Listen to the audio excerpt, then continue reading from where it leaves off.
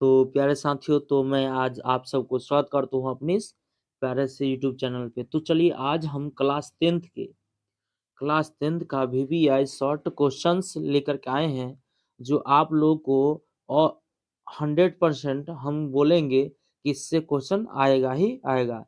तो आप लोग इसको अच्छी तरह से तैयारी कर लीजिएगा। तो चलिए आप लोगों को देरी ना करते हुए आगे की ओर चलते हैं। तो देखिए, सबसे पहले तो आप लोग है कि ये जो अभी क्लास है, इस क्लास को अपने दोस्तों के साथ सबसे पहले शेयर कीजिए, ताकि आपके साथ साथ आपके दोस्त को भी हेल्प होगा। तो चलिए देखिए, तो क्वेश्चन पहला है, देखिए क्या लिखा हुआ है। क्लास टेंथ साइंस, अति लघु उत्तरीय व लघु उत्तरीय प्रश्न, यानी ये काफी ही महत्वपूर्ण क्वेश्चन सब है। तो पहला क्वेश्चन देखिए, कह रहा है कि विद्युत फ्यूज क्या है, यह किस मिश्र धातु का बना होता है। तो आप लोग इसको स्क्रीनशॉट मारकर और पॉज करके लिख लीजिएगा, ताकि आप लोगों को एग्जाम में कोई दिक्कत ना हो। तो आप लोग इसको अच्छी तरह से लिख लीजिएगा। तो चलिए हम इसका आंसर बताते हैं। क्या कह रहा है कि विद्युत फ्यूज सुरक्षा की एक युक्ति है, यह अतिभारण एवं लघु पतन से परिपथ की सुरक्षा के लिए लगाया जाता है। क्या कहा कि विद्युत फ्यूज सुरक्षा की एक युक्ति है, यह अतिभारण एवं लघु पतन से परिपथ की सुरक्षा के लिए लगाया जाता है। फ्यूज में ऐसे तार का प्रयोग किया जाता है जिसका गलनांक बहुत कम होता है। यह प्रायः तांबा और टीन, यानी क्या चीज से, तांबा और टीन तथा सीसा एवं टीन के मिश्र धातु है। क्या क्या है, तांबा, टीन तथा सीसा एवं टीन के मिश्र धातु का बना होता है। तो ये क्या कहा, समझ जाइए कि विद्युत फ्यूज हम लोग को सुरक्षा प्रदान करता है। यह एक युक्ति है, समझे, यानी एक यंत्र या मशीन जिस तरह से बोलते हैं, जो उपकरण के रूप में हमको काम देता है। और कह रहा है क्या कि अति भारण, यानी ज्यादा ओवरलोडिंग जिसको बोलते हैं, समझे। तो अति भारण एवं लघु पतन, यानी लघु पतन जैसे में मान लीजिए कि उसका वोल्टेज कम हो, तब क्या होता है कि हमारे घर में कोई ना कोई, यानी बिजली पर क्या प्रभाव पड़ता है, तो उसको बचाने के लिए, यानी रोकने के लिए, जैसे मान लो हम लोग को शॉर्ट सर्किट लगता है, तो क्या होता है, फ्यूज उड़ता है। यानी हम लोग के घर में कोई क्या होता है, दुर्घटना नहीं होता है। तो किसके वजह से, फ्यूज के वजह से। तो इसमें वही कहा, फ्यूज क्या है और फ्यूज किस मिश्र धातु का बना है। तो फ्यूज पता चल गया है। तो चलिए आप लोग अच्छी तरह से लिख लीजिएगा। नेक्स्ट क्वेश्चन देखिए, अवतल दर्पण के उपयोगों को लिखिए। क्या कह दिया कि अवतल दर्पण के उपयोगों को लिखिए। ये भी काफी महत्वपूर्ण है और काफी बार आ चुका है, तो आप लोग इसको भी स्क्रीनशॉट ले लीजिएगा। तो देखिए क्या कर रहा है, अवतल दर्पण के लिए निम्नलिखित उपयोग है।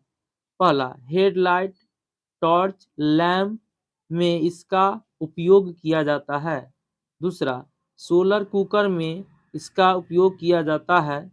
तीसरा, आंख, कान, नाक के डॉक्टरों द्वारा जांच हेतु इनका प्रयोग किया जाता है। तो देखिए क्या कहा कि अवतल दर्पण का उपयोग, तो अवतल दर्पण का उपयोग क्या क्या करते हैं, तो हेडलाइट, टॉर्च, लैंप आदि के रूप में, सोलर कुकर के रूप में, तथा आंख, कान, नाक, गला के जांच में जो भी डॉक्टर रखते हैं, उसमें भी किसका उपयोग होता है, अवतल दर्पण का। यानी ये काफी महत्वपूर्ण है। तो चलिए अगले क्वेश्चन की तरफ चलते हैं। तो अगले क्वेश्चन क्या कर रहा है कि नेत्र की समंजन क्षमता से आप क्या समझते हैं। क्या बोला कि नेत्र की समंजन क्षमता से आप क्या समझते हैं। तो ये भी बहुत बढ़िया क्वेश्चन है। आप लोग अगर इसमें डाउट है, तो आप लोग प्रीवियस क्वेश्चन उठा करके देख लीजिए कि क्वेश्चन ये सब आया हुआ है या नहीं। तो देखिए क्या कर रहा है कि मानव नेत्र वस्तुओं को अपनी नेत्र लेंस की फोकस दूरी को घटा या बढ़ा देख सॉरी घटा बढ़ाकर देख सकता है। क्या कहा कि मानव नेत्र वस्तुओं को अपने नेत्र लेंस की फोकस दूरी को घटा बढ़ा कर देख सकता है। यानी इसको हम अपने भाषा में बताएंगे, पहले देख लीजिए इसका परिभाषा। तो नेत्र की इस क्षमता को ही समंजन क्षमता कहते हैं। तो देखिए हम एक परिभाषा बोलते हैं, आप लोग इसको अच्छी तरह से अगर साउंड अच्छा सुनिएगा तो इसको क्या कर ले लिख लीजिएगा, नहीं तो यही परिभाषा याद कर लीजिएगा। तो देखिए क्या कर रहा है कि आंख की वैसी क्षमता जिसमें नेत्र या आंख अपने फोकस दूरी को अपने आप बदलती है, यानी आंख की वैसी क्षमता जिसकी फोकस दूरी अपने आप बदलती है या बदलता है, उसे हम क्या कहते हैं, समंजन क्षमता कहते हैं। तो इस तरह से आप लोग लिख लीजिएगा, अन्यथा इसमें जो लिखा हुआ वही लिखिएगा। आप लोग इस तरह से लिखिएगा तो एक भी नंबर नहीं कटेगा। तो चलिए अगले क्वेश्चन की तरफ चलते हैं। करा पीत क्या है, तो मनुष्य के पाचन में इनका क्या महत्व है। क्या कहा क्वेश्चन कि पीत क्या होता है और मनुष्य के पाचन में इनका क्या महत्व है। तो आप लोग सबसे पहले सुन लीजिए कि इसमें आप लोग ऐसा ना सोचेगा कि फिजिक्स का स्टार्टिंग क्वेश्चन था तो सारा फिजिक्स ही होगा। इसमें कंबाइंड यानी टोटल यानी फिजिक्स, केमिस्ट्री और बायोलॉजी तीनों सब्जेक्ट को एक साथ हम लेकर के आए हैं। और इसमें जो टोटल क्वेश्चनों की संख्या 60 प्लस है, और ये 60 प्लस आप लोग याद कर लीजिएगा तो आप लोग को एक क्वेश्चन भी नहीं छूटेगा। तो चलिए देखिए क्या है। तो पित्त यकृत ग्रंथि से स्रावित होने वाला द्रव्य है। क्या कहा कि पित्त यकृत ग्रंथि से स्रावित होने वाला द्रव्य है जो छोटी आंत में भोजन के पाचन में सहायक होती है। क्या कहा, जो छोटी आंत में भोजन के पाचन में सहायक होता है। क्या कहा, पित्त यकृत का क्या है, यकृत ग्रंथि के स्रावित होने वाला द्रव्य है जो छोटी आंत में भोजन के पाचन को क्या करता है, सहायता प्रदान करता है। मनुष्य के पाचन क्रिया में इसके निम्नलिखित महत्व है। क्या है, इसमें महत्व भी पूछा था। तब मनुष्य के पाचन क्रिया के लिए महत्वपूर्ण क्या चीज है, महत्व है। तो देखिए क्या है महत्व। पहला महत्व देखिए, पहला क्या कर रहा है कि पीत क्या कि पीत भोजन में वसा के बड़े क्या कर रहा है, पीत भोजन के वसा में बड़े कण को छोटे कण में तोड़ने में मदद करती है। क्या करता है, पीत जो हमारे शरीर में जो भी भोजन है उस भोजन को क्या करता है, छोटी छोटी टुकड़ों में तोड़ने की काम करता है। फिर दूसरा क्या कर रहा है, पीत अमाशय से ग्रहणी में आए अम्लीय कायम, क्या चीज, पीत अमाशय से ग्रहणी में आए अम्लीय कायम की अम्लीयता को नष्ट कर देता है। क्या करता है कि कायम जो होता है वो अम्लीय, उसको क्या कर देता है, नष्ट कर देता है। नेक्स्ट क्वेश्चन देखिए क्या है, श्वसन और स्वच्छवास में अंतर। क्या है, श्वसन और स्वच्छवास में अंतर। तो दोनों में अंतर देख लीजिए क्या है। श्वसन एक रासायनिक प्रक्रिया है और इधर स्वच्छवास एक भौतिक प्रक्रिया है। क्या है, एक श्वसन रासायनिक प्रक्रिया और स्वच्छवास क्या है, एक भौतिक प्रक्रिया है। इसमें ऊर्जा का निर्माण होता है, इसमें ऊर्जा का निर्माण नहीं होता है। यह कोशिका में संपन्न होता है, यह फेफड़ों में संपन्न होता है। तो ये भी बहुत ही महत्वपूर्ण क्वेश्चन है, समझ में आ गया होगा। एक बार फिर से हम बोल देते हैं, श्वसन एक रासायनिक प्रक्रिया है और स्वच्छवास एक भौतिक प्रक्रिया है। फिर उसके बाद कह रहा है इसमें ऊर्जा का निर्माण होता है, दूसरा इसमें ऊर्जा का निर्माण नहीं होता है। यह कोशिका में संपन्न होता है या फेफड़ों में संपन्न होता है।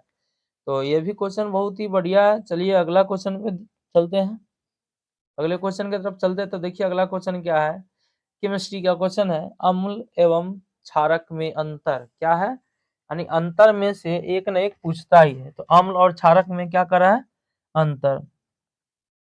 तो देखिए क्या करा है, पहला में देखिए अम्ल स्वाद में खट्टा होता है, क्षारक स्वाद में कड़वा होता है। और दूसरा, अम्ल वह पदार्थ है जो जल के साथ मिलकर हाइड्रोजन आयन H+ देता है। क्या देता है, हाइड्रोजन आयन देता है। फिर इसमें कह रहा है क्षारक में कि क्षार वह पदार्थ है जो अम्ल में मिलकर हाइड्रोक्साइड आयन देता है, यानी हाइड्रोक्साइड को OH माइनस कहते हैं। तो तीसरा देखिए, अम्ल नीले लिटमस पत्र को लाल कर देता है, क्षारक लाल लिटमस पत्र को नीला कर देता है। तो इसमें तीन ही को दिया है, लेकिन एक और बोल देते हैं, इसका अगर पीएच मान पूछ देगा कि अम्ल का पीएच मान कितना होता है, तो 7 से कम, और क्षार का पीएच मान, यानी क्षार को ही क्षारक बोलते हैं, तो क्षारक का पीएच मान 7 से अधिक होता है। तो देखिए अगले क्वेश्चन की तरफ चलते हैं। अब ये भी समावयवता किसे कहते हैं, एक उदाहरण दे। तो क्या कहा समावयवता, तो वैसे यौगिक जिनके अणुसूत्र समान होते हैं लेकिन संरचना सूत्र भिन्न भिन्न होते हैं। क्या कहा कि वैसे यौगिक जिनके अणुसूत्र तो समान होते हैं लेकिन संरचना सूत्र भिन्न भिन्न होते हैं, समावयवी कहलाते हैं। क्या कहते हैं, समावयवी कहलाते हैं।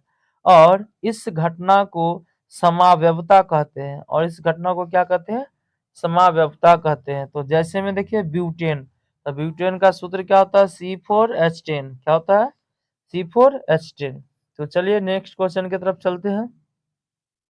आप लोग इस सब क्वेश्चन को क्या करिएगा, स्क्रीनशॉट मार लीजिएगा, अन्यथा पॉज करके क्या कर लिया, लिख लीजिएगा। ये गेस क्वेश्चन है, आप लोग को 2024 एग्जाम के लिए बहुत ही महत्वपूर्ण है। देखिए संयोजन क्या है, संयोजन या वियोजन अभिक्रिया किसे कहते हैं, संयोजन या वियोजन अभिक्रिया किसे कहते हैं। तो वैसी अभिक्रिया जिसमें दो या दो से अधिक अभिकारक मिलकर एक नए पदार्थ का निर्माण करते हैं और जिसका गुण मूल पदार्थों के गुण से बिल्कुल भिन्न होते हैं, संयोजन या वियोजन अभिक्रिया कहलाता है। क्या कहलाया है कि वैसी रासायनिक अभिक्रिया जिसमें दो या दो से अधिक अभिकारक मिलकर एक नए पदार्थ का निर्माण करते हैं और जिसका गुण मूल गुण के गुण से बिल्कुल ही भिन्न होता है, यानी उससे अलग होता है। तो इसको हम आसान भाषा में बोल देते हैं, क्या कर रहा है कि वैसी रासायनिक अभिक्रिया जिसमें दो या दो से अधिक तत्व आपस में मिलकर एक नए पदार्थ का निर्माण करते हैं, उसे हम क्या कहते हैं, संयोजन अभिक्रिया या वियोजन अभिक्रिया कहते हैं।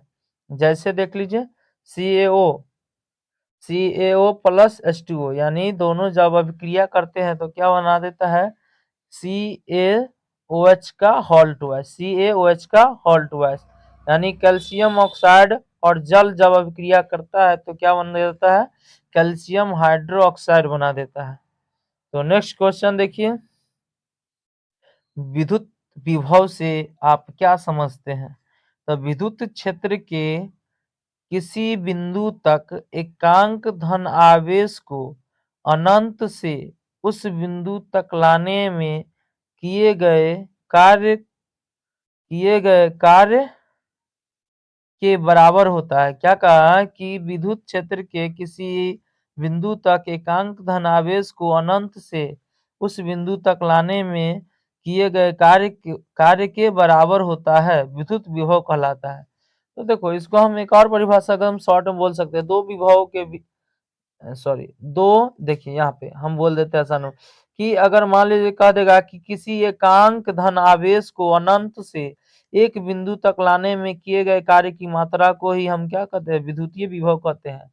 इसका SI मात्रक जूल प्रति कूलम होता है या वोल्ट होता है। क्या होता है, इसका SI मात्रक जूल प्रति कूलम या वोल्ट होता है। और देखिए अगले क्वेश्चन जो काफी इंपोर्टेंट भी लगा भी है कि तारे क्यों टिमटिमाते हैं। क्या है, तारे क्यों टिमटिमाते हैं। तो तारे वायुमंडलीय अपवर्तन के कारण टिमटिमाता है। पृथ्वी क्या कर रहा है कि पृथ्वी का वायुमंडल कभी भी क्या कर रहा है, पृथ्वी का वायुमंडल कभी भी शांत नहीं रहता है, इसलिए तारों से हमारे आंखों तक पहुंचने वाली किरणें वायुमंडल के अपवर्तन में होने वाले परिवर्तन के कारण अपने पथ से मुड़ जाती है। इसी घटना के कारण हमें तारे टिमटिमाते हुए प्रतीत होता है। तो देखिए कि तारा आखिर टिमटिमाते क्यों हैं, तो तारे वायुमंडलीय परिवर्तन के कारण टिमटिमाते हैं, क्योंकि देखिए पृथ्वी पे हमेशा क्या होता है कि वायुमंडल अशांत रहता है, यानी रुका हुआ नहीं रहता है, तो शांत नहीं रहता है। जिस कारण से क्या होता है, हम लोग जो आँखों से अगर कोई भी वस्तु को सॉरी कोई भी तारे को देखते हैं, तो क्या प्रतीत होता रहता है कि झिलमिलाहट सा एकदम यानी चमकता हुआ महसूस होता है, जबकि तारे टिमटिमाता नहीं है, वह वायुमंडलीय अपवर्तन के कारण ऐसा लगता है। तो चलिए आज पार्ट 1 में हम इतना ही क्वेश्चन को रखते हैं, तो इसका अगला पार्ट लेकर के आएँगे, तो आप लोग इसको अच्छी तरह से याद कर लीजिएगा और अपने दोस्तों के साथ शेयर कीजिएगा। आप लोगों को वीडियो अच्छा लगा होगा तो प्लीज़ चैनल को सब्सक्राइब कीजिएगा। धन्यवाद।